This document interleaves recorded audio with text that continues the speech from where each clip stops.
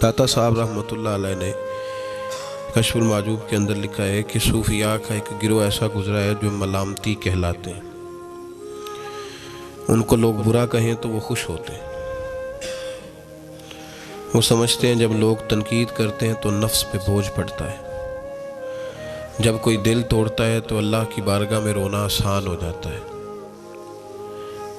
एक गिरोह गुजरा है सूफिया का, वो पसंद करते हैं इस चीज़ को। ये बहुत ज़्यादा तारीफ़, तौसीफ़, नारे, शोर, ये बाज़ औक़ात नफ्स के तकब्बुर का सबब बनता है। आप मुलाज़ा कर लें, हज़रत अबू बकर सिद्दीक़ रज़ी अल्लाह तआला अन्हु से ये सिलसिला चला है। किस कदर ज़्यादा ताने थे उनके लिए, कितनी ज़्यादा आजमाइश थी उनके लिए, कितना ज़्यादा परेशानी का सामान था, लोग क्या कुछ कहते थे।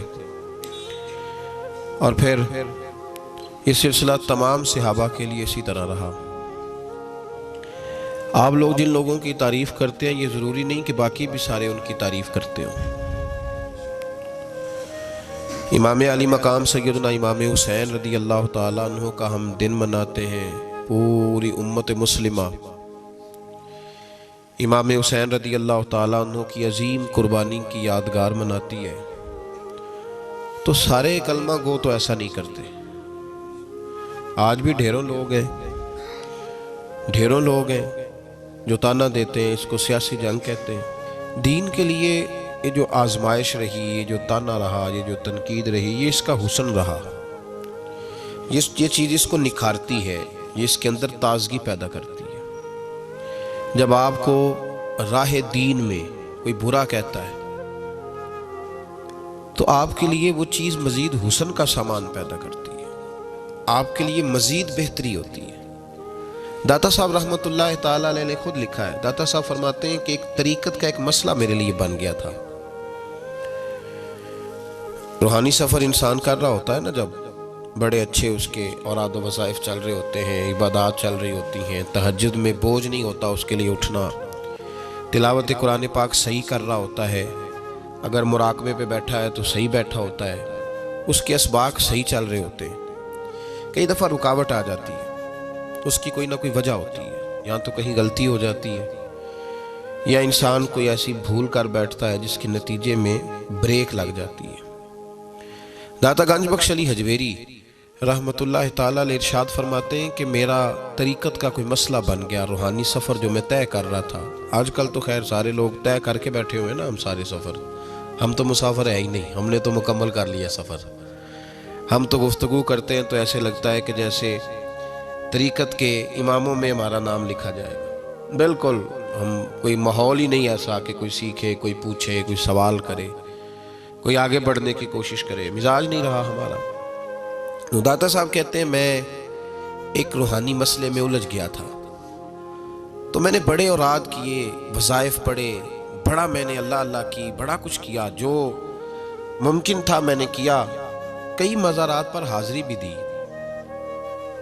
सदका तो खैरात भी किए, लेकिन वो मेरा मसला हल नहीं होता था। वो ऐसा मसला था जो उलझ गया, मुझसे हल नहीं हो रहा था।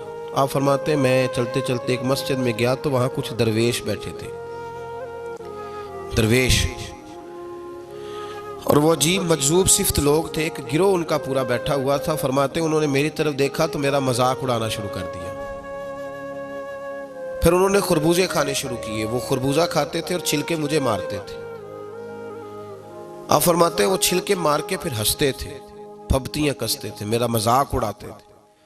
फरमाते हैं वो मेरा मसला जो कई दिनों का अटका हुआ था, हल नहीं हो रहा था, उनकी ये हरकत करने से मेरा वो वाला मसला अल्लाह ने हल फरमा दिया। मेरे अंदर वो ताजगी पैदा हो गई। जब कोई शख्स खबर लाता है ना आपके